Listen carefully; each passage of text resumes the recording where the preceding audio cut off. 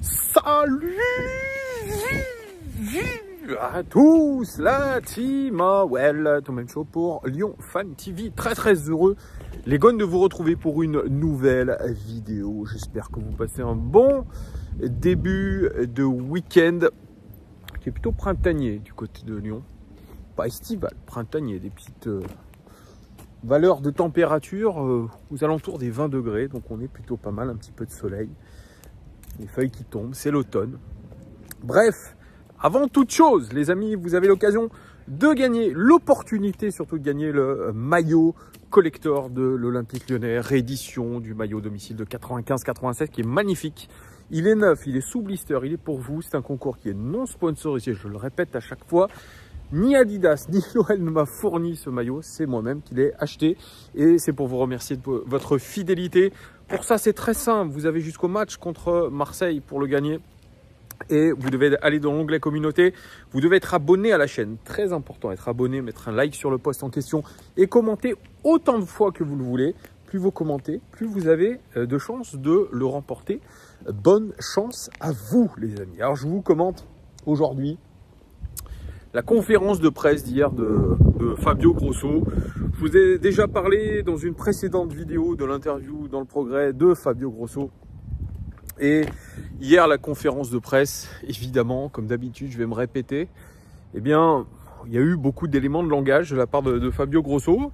Quelques paroles assez fortes, notamment sur un joueur qui est Ryan Cherki, on en parlera. Mais sinon, c'est un Fabio Grosso, je dirais, combatif, combattant, qui s'apprête à coacher son équipe demain contre Clermont, parce que demain, c'est l'avant-dernier qui affronte le dernier de Ligue 1.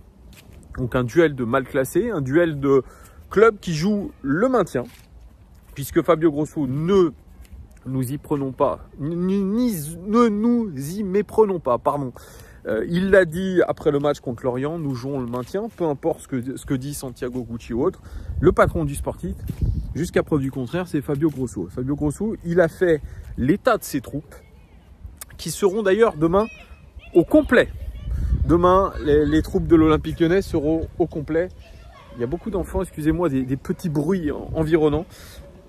Les 22 joueurs de l'effectif seront à disposition de Fabio Grosso pour pouvoir faire des choix, puisque il est un petit peu comme son prédécesseur, Laurent Blanc. Il estime que pour que l'OL performe, pour que l'équipe de l'OL performe et essaye d'obtenir sa première victoire de la saison, il faut qu'il y ait concurrence.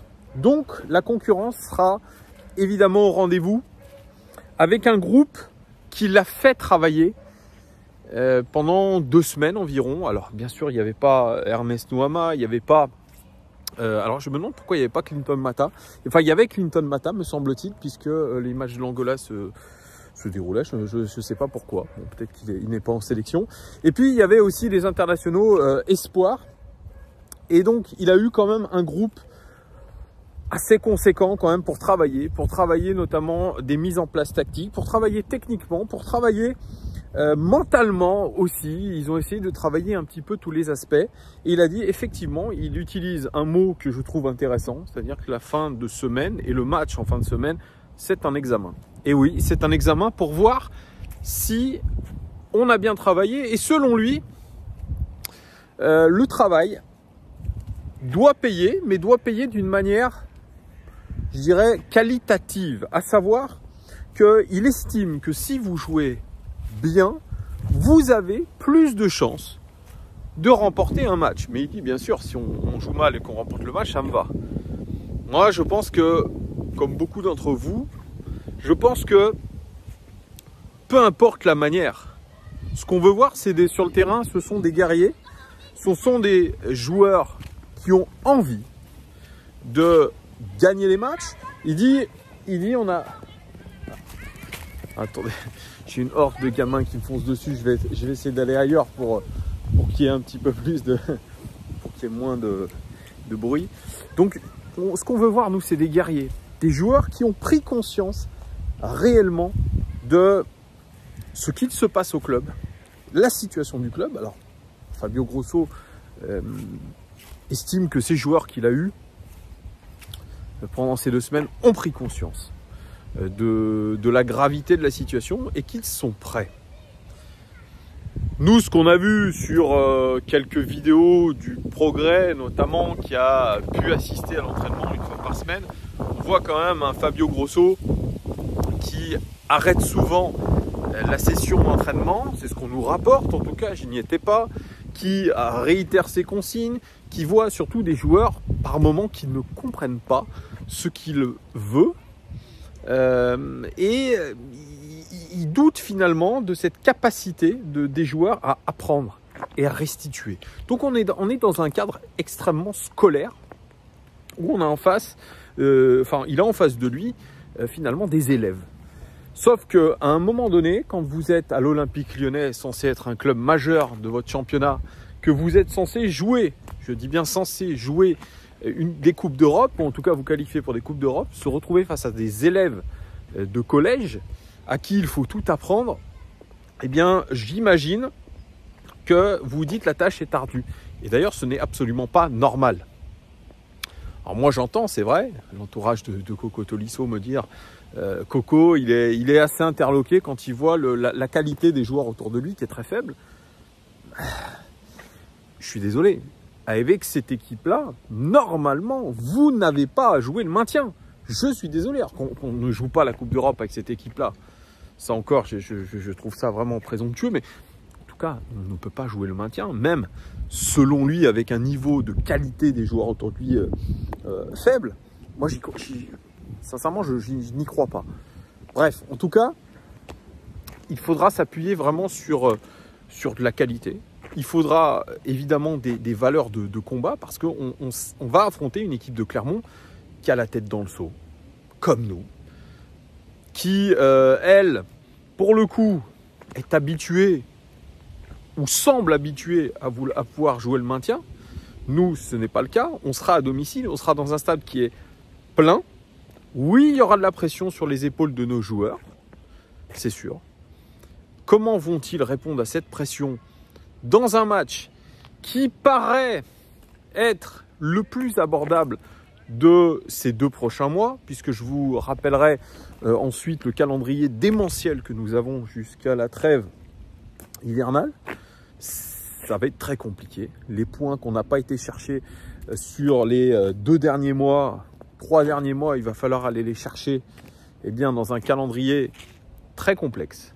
On n'a pas de Coupe d'Europe à jouer, donc on aura ce match par semaine qui finalement ne nous est pas favorable puisque le rythme est un petit peu cassé, que les joueurs attendent une semaine pour pouvoir jouer le match d'après, donc ça cogite, et puis Fabio Grosso, évidemment, il doit lui répéter à chaque fois toujours les mêmes choses aux joueurs. Alors oui, ils ont du temps pour mettre en place des choses, mais il faut que ça suive le week-end. Donc Fabio Grosso, lui, il essaye d'être optimiste. Il dit qu'il y a des progrès. Moi, j'écoute aussi les interviews sur Wellplay de ses adjoints italiens qui disent oui, on progresse. On a progressé, notamment sur le plan physique. Gefinho, qui est passé en conférence de presse, lui aussi l'a confirmé.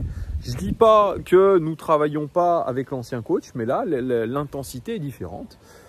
Qui croire, on n'en sait rien, parce que à l'époque déjà de Laurent Blanc, on disait oh là là, qu'est-ce que ça bosse, notamment en prépa physique. Là, apparemment, ça a bossé encore plus fort. D'ailleurs, Gefinho, lui, il reste ambitieux, il reste aussi positif en disant qu'il faut non seulement croire au maintien, mais croire aux 1% de chance de participer à la Ligue des Champions. Gefinho, lui, qui a besoin, selon lui, d'être beaucoup plus instinctif dans son jeu comme il l'était au Brésil, il a été quand même un petit peu tensé par Fabio Grosso qui lui demande plus de régularité dans ses performances, mais ça ne s'applique pas qu'à lui.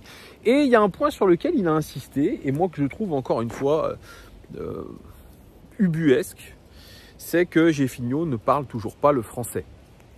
Alors vous allez me dire, il est arrivé depuis janvier, donc on est à la fin de l'année. Il ne sait pas aligner 1 ou 2 mots ensemble en français. Donc évidemment que se faire comprendre par ses coéquipiers, c'est compliqué. Je ne comprends pas. Alors, bien sûr, il y en a qui n'ont pas d'aptitude pour les langues. Mais c'est une nouvelle fois, c'est à force de travailler, c'est à force de s'investir qu'on arrive à parler une langue.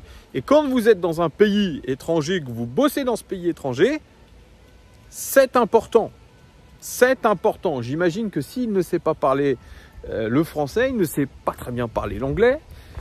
Donc c'est compliqué. Alors je viens d'imaginer, il y a quelques, je sais pas comment on dit ça, lusitanophones, bon bref, vous me direz un commentaire. Des gens qui parlent un petit peu le portugais pour pouvoir lui expliquer peut-être les consignes, lui traduire des choses, mais c'est inadmissible. Mais c'était le cas déjà pour d'autres avant lui, ça, et puis c'est le cas dans d'autres équipes. Mais bon, on parle que de l'Olympique Lyonnais. Il faut à un moment donné faire preuve de sérieux et montrer son implication dans un projet, et ça passe par la langue. Voilà pour ce qui est de Jeffinho. Alors, je vous disais, il y a un joueur, encore une fois, qui a pris dans la tête, effectivement, parce qu'il y a eu une question, encore une fois, spécifique pour lui. C'est Ryan Cherki qui a brillé avec les espoirs français, qui brille depuis l'arrivée de Thierry Henry, et il a fait un véritable récital contre le Chypre Espoir. C'est un niveau, d'ailleurs, je ne sais plus comment il l'a dit. Je crois que quand il parle des internationaux A et des espoirs, Fabio Grosso, il parle chez les grands et chez les petits. Je crois que c'est à peu près ça. Donc, en gros, la prestation de Ryan Cherki, elle est certes XXL, mais face à Chypre Espoir, j'aimerais même pas nommer le niveau réel des joueurs de Chypre Espoir. On leur manquerait de respect, mais en tout cas, la prestation est à mettre avec des gros guillemets, à prendre avec des pincettes, avec des énormes pincettes. Et Fabio Grosso n'est toujours pas satisfait de Ryan Cherki. Point. Je pense qu'il n'a pas apprécié quand il est arrivé que son entourage commande un article sur le journal L'Équipe pour manifester leur mécontentement.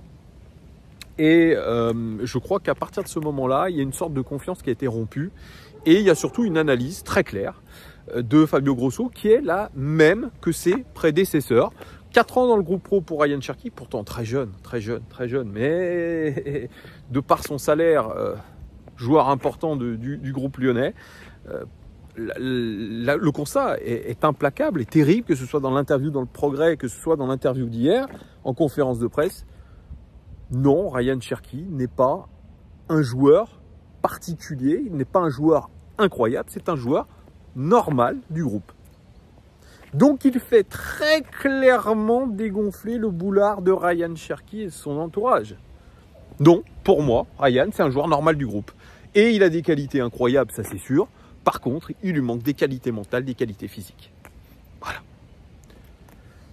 Et ça, c'est ce qui ressort vraiment de beaucoup d'analyses de ses anciens coachs.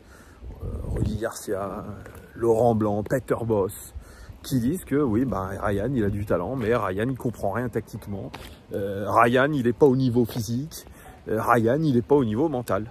Oui, 20 ans, je suis d'accord, mais à 20 ans, déjà, on vous demande d'être au top niveau. Surtout à ce niveau de rémunération, surtout quand vous avez été très précoce. Donc, non, ça ne change rien que Ryan Cherki ait brillé contre Chypre Espoir. Pour Fabio Grosso, il faudra qu'il prouve autrement. Et rien n'est sûr dans sa titularisation contre Clermont. Tout simplement, il a besoin de joueurs qui sont concentrés à 100% dans ce qu'ils ont à faire, des joueurs disciplinés, parce que c'est ça aujourd'hui aussi que veut inculquer Fabio Grosso, c'est de la discipline.